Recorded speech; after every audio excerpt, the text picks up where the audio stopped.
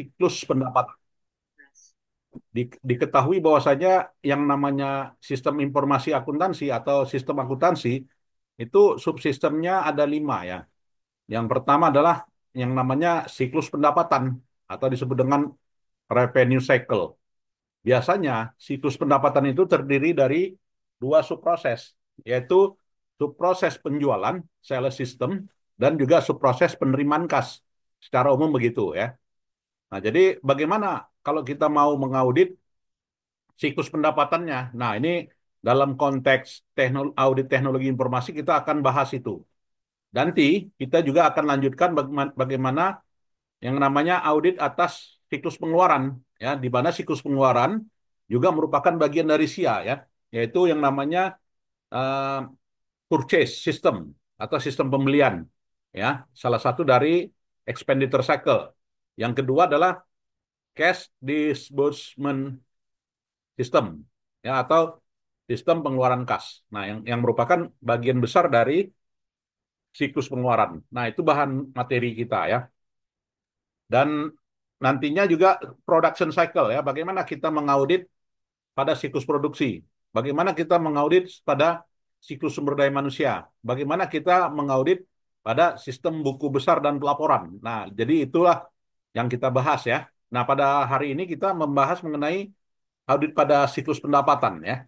Nah, audit pada siklus pendapatan di sini mengacu pada ya dokumen pendapatan itu sendiri yang namanya dokumen prosedurnya ya, yaitu dokumen pencatatan pelanggan. Ya, setiap ada pesanan pelanggan, maka menu yang dibuka, dokumen yang dibuka itu adalah yang namanya sales order ya. Dari sales order itu nantinya akan ada sales order yang apa? Yang sales order itu kan ada 3 lapis ya. Yang warna putih, warna kuning, dan warna orange gitu kan. Nah, jadi yang warna putih yang aslinya. Nah, maka dalam audit siklus pendapatan, maka wajib kita punya yang namanya kita kumpulkan yang namanya sales order itu, ya. Sales order dan proses lainnya yaitu proses persetujuan kredit. Nah, di mana kalau yang namanya penjualan itu disetujui, maka nantinya terbagi dua, ya kan? Apakah penjualan tunai atau juga penjualan kredit. Nah, jadi dokumen yang namanya penjualan tunai dan juga penjualan kredit di sinilah yang namanya bagian dari audit siklus pendapatan gitu ya. Nah, ini. Dan yang namanya siklus pendapatan itu kita lihat dulu prosedur manualnya. Nah, kalau terjadinya penjualan, katakanlah ya, maka nantinya ada empat empat rangkap gitu kan yang namanya sales order itu. Kemana aja distribusinya? Pertama ke gudang ya. Ya, kemudian ke bagian pengiriman. Ya, yang ketiga adalah apa ya? ah, bagian penerima. Yang keenam bagian apa ya? ah, stock release. Kemudian yang kelima, yang keempat itu adalah fotokopiannya. Dan lokasinya dan juga pengiriman barangnya biasanya menggunakan stock release ya. Stock release dan nantinya akan ada rekonsiliasi.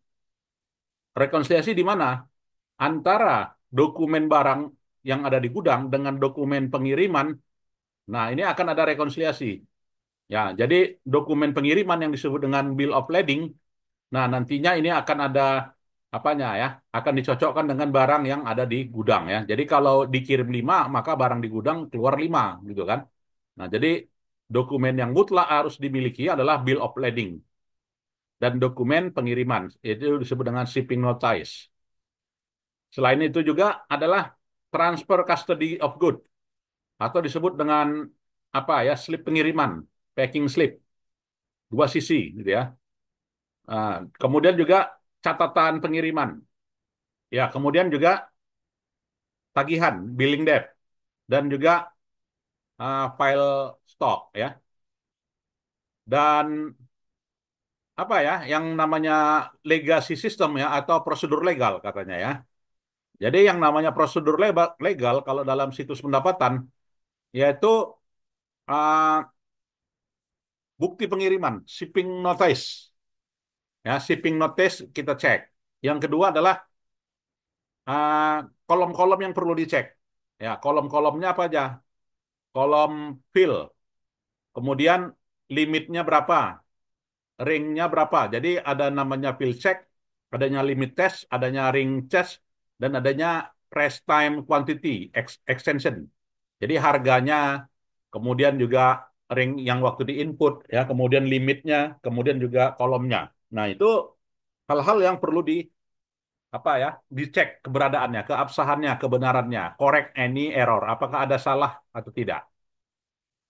Ya, yang berikutnya adalah prosedur legalnya adalah melihat melihat melihat kelompok-kelompok akun piutang. Nah, jadi kalau yang namanya penjualan pasti kan ada yang tunai, ada yang kredit gitu kan. Nah, kalau yang kredit maka menimbulkan yang namanya piutang, ya, account receivable account, ya. Jadi yang namanya piutang di sini akan dilihat ya catatan piutangnya. Apakah catatan piutang itu sudah bernomor urut sekuensial?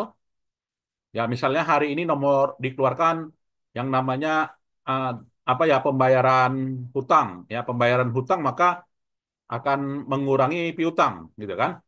Nah, akan mengurangi piutang maka dilihatlah sajiannya, nomor urutnya, ya.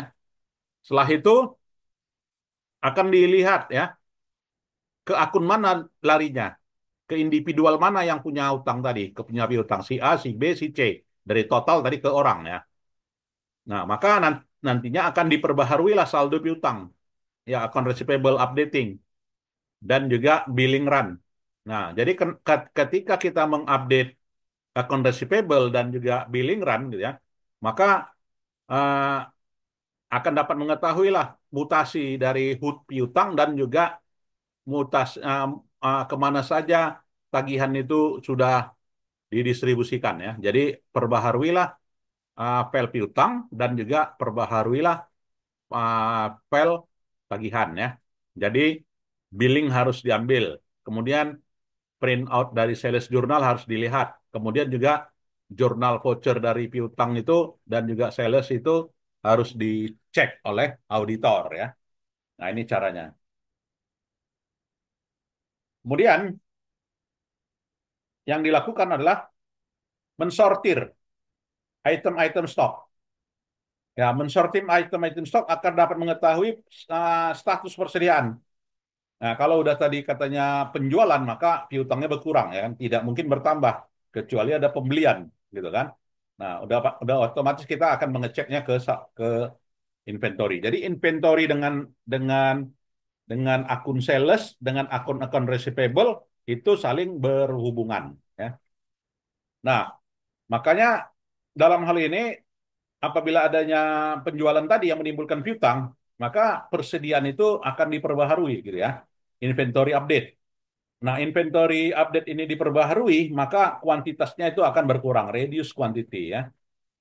Dan juga akan dibandingkan dengan yang ada di catatan. Apakah yang udah berkurang ini, reduce quantity, akan sama dengan barang yang dimiliki. Udah pasti on hand-nya berkurang, ya, karena quantity-nya berkurang, ya. Setelah itu cek ke jurnalnya, input jurnal umum, ya, general ledger, ke buku besar, ya. Kemudian juga apa ya, memperbaharui buku besar umum dan juga mengecek laporannya. Jadi inilah ya yang namanya prosedur umum, ya, dalam audit penjualan, ya.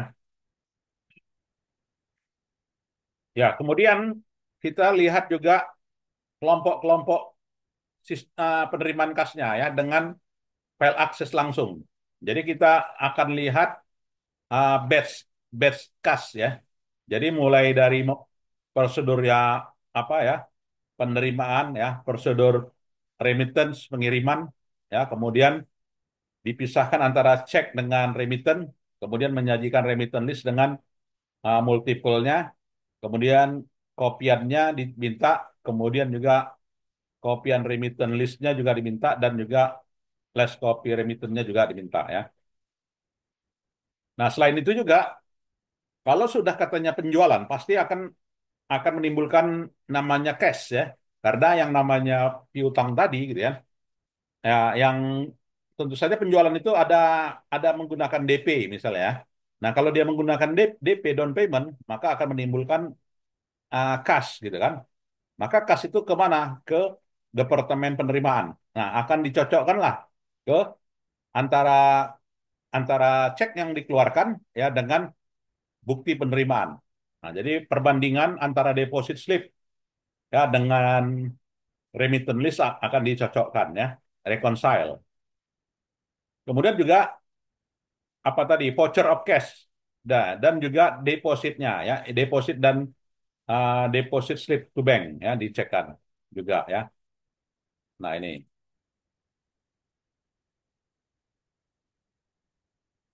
Selain itu,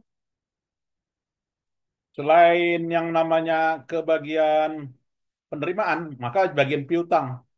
Nah, bagian piutang kita cek akses, kita cek database-nya ya. Jadi database piutang ketika mencocokkan antara remittance advice ya dengan remittance list itu harus dicocokkan. Kemudian juga dibandingkan antara apa ya batch transaksi gitu ya dengan buku besarnya piutang. Ya, lalu filenya ya baik itu file remittance advice maupun juga remittance list juga dilihat ya. Ya, kemudian bagian penerimaan ya karena tadi ada menerima cash receipt gitu ya, maka masuk pada DP department. Nah, pada DP department itu kita akan akses dua dua file ya, yaitu file penerimaan kas dan juga file piutang ya.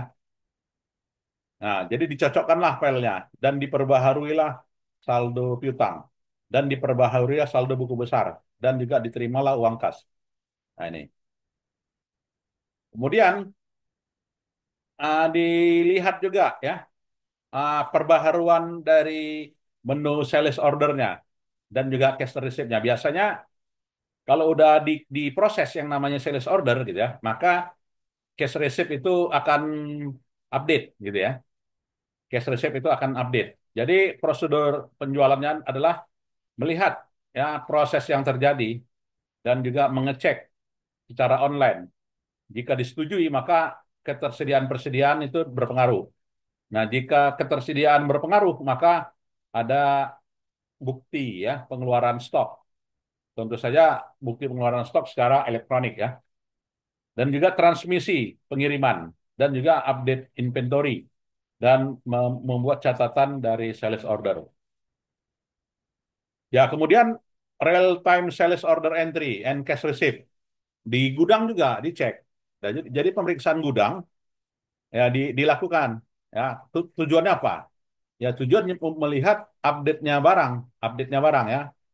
Berapa yang dikirim, ya kan? Dan bukti pengirimannya mana? Kemudian adalah selain gudang, bagian pengiriman, armada pengiriman. Nah, jadi armada pengiriman melihat packing slip. Armada pengiriman akan punya dokumen yang namanya packing slip. Jadi packing slip dipegang oleh auditor, gitu ya. Berapa yang dikirim, nah di packing slip isinya. Dan juga apa ya penyajian bill of lading bukti bukti pengirimannya ditandai ya dari DP department ya dan juga menseleksi kurirnya dan juga kapal pengirimannya dan juga dapat dilihat ya file pengiriman. Begitu juga billing prosedur penagihan juga diaudit. Gimana prosedur penagihannya? Ya, billing prosedurnya. Dilihatlah catatan penjualan dulu. Kemudian juga dicetaklah bukti dari pelanggan, bukti tagihan pada pelanggan. Kemudian diperbaharuilah bukti pengiriman. Kemudian dihapuslah ah, bukti pengiriman dari membuka file sales order ya. Ya mungkin ada yang mau didiskusikan, silakan adik-adik sekalian.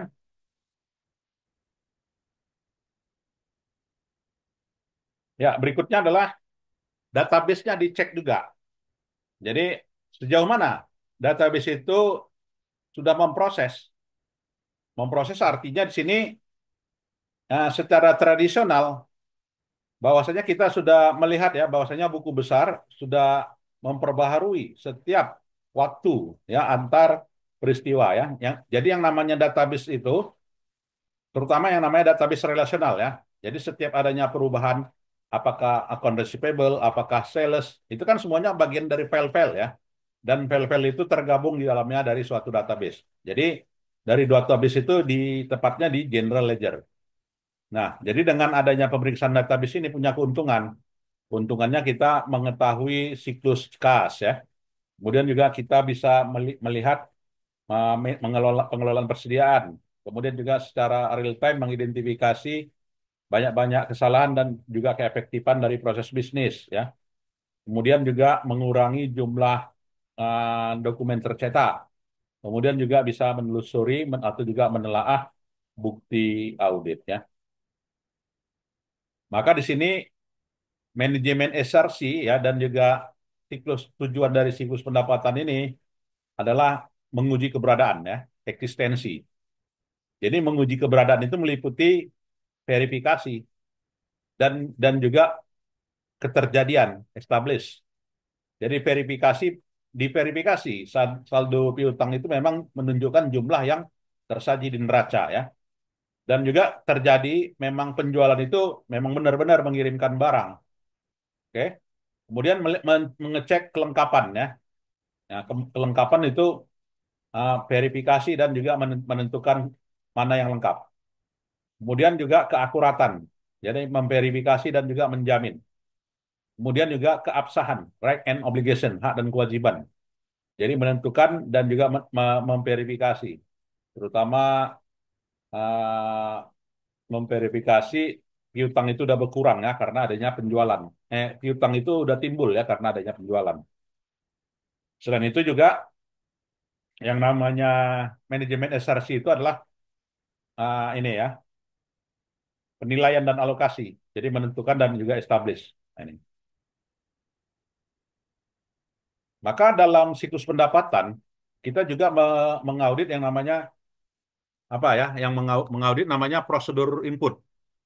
Nah, tujuannya mengaudit prosedur input ini apa? Untuk melihat keefektifan, menjamin benar-benar penjualan itu kepada pelanggannya. Itu tujuannya. Yang diinput itu memang benar-benar karena adanya pesanan.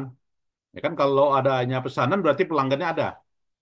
Nah, ensure credit worthiness of customer ya, kebenaran pelanggan ya. Kemudian pengendalian, pengendalian antara melihat sistem batch dengan real time ya, sama enggak. Dan juga tujuannya adalah melihat otorisasi.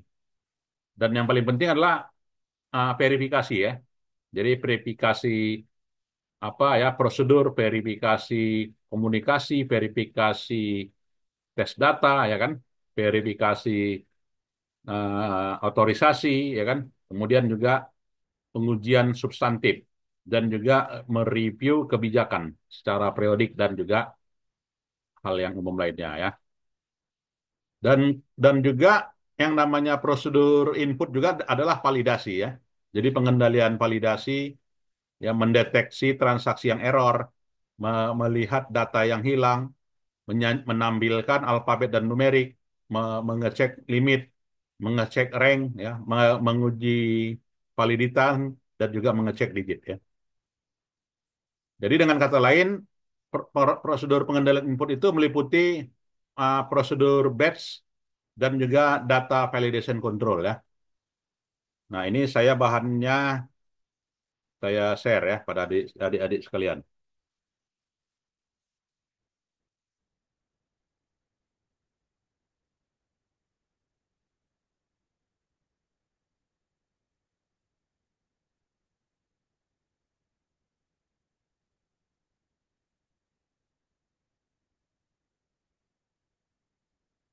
Nah, itu ya. Selain itu juga, jadi yang dipastikan adalah kontrol input, kemudian kontrol proses. Nah, kontrol proses artinya udah benar nggak diperbaharui, udah benar nggak di-updating, ya kan dengan teknik apa? Dia pengendalian update-nya, pengendalian kode transaksinya, dan pengendalian pengujiannya ya. Selain itu juga pengendalian atas aksesnya juga dicek. Aksesnya artinya di sini apa? Akses orang yang ke gudang. akses orang punya yang pegang uang kas, kemudian akses orang yang mencatat dan juga pengujian keberadaan ya, keberadaan bukti-bukti. Nah, ini yang dilakukan. Dan juga pengendalian fisik sudah dipastikan tidak adanya pemisahan fungsi ya, segregation of datis. Pemisahan fungsi artinya orang yang mengotorisasi pisah dengan orang yang memproses ya. Kemudian juga memisahkan antara orang yang mencatat ya, memang udah ada orangnya. Kemudian juga melihat strukturnya apakah udah ada kolusi tidak. Kemudian juga supervisi ya. Kemudian pengendalian secara fisik adalah verifikasi independen dan juga pengujian secara apa ya, secara eh, fisik. Dan yang terakhir itu adalah pengujian output. Nah, pengujian output itu cenderung pengujian yang bagaimana? Ya, menunjukkan bahwasanya output yang dihasilkan sudah akurat, sudah lengkap, sudah tepat waktu, sudah relevan ya, dan dapat menelusuri jejak-jejak auditnya. Nah, inilah yang namanya pengendalian output. Apakah detail transaksi, apakah laporan piutang, apakah catatan transaksi gitu kan, atau juga apakah error ya.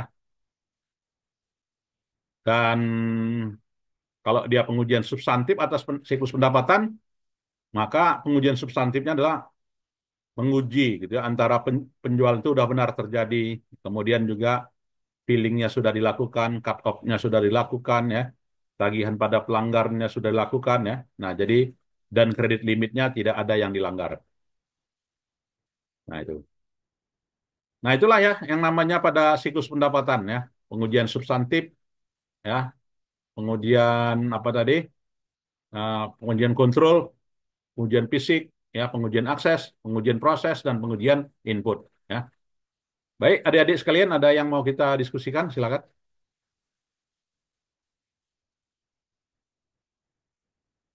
Cukup jelas ya?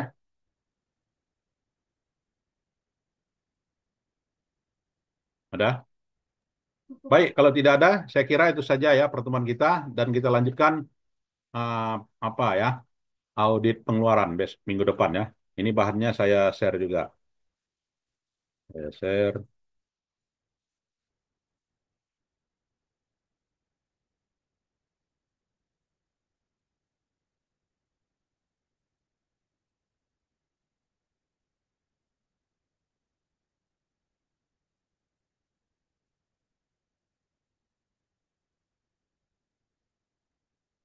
Dah? Ya, baik kalau sudah itu bahannya ya, chapter 11 dan chapter 12 ya, itu revenue cycle audit dan juga expenditure cycle audit. Ya, jika sudah, saya kira itu saja pertemuan kita dan kita lanjutkan minggu depan ya. Selamat sore, Assalamualaikum warahmatullahi wabarakatuh. Selamat sore, Pak. Makasih, Pak. Ya.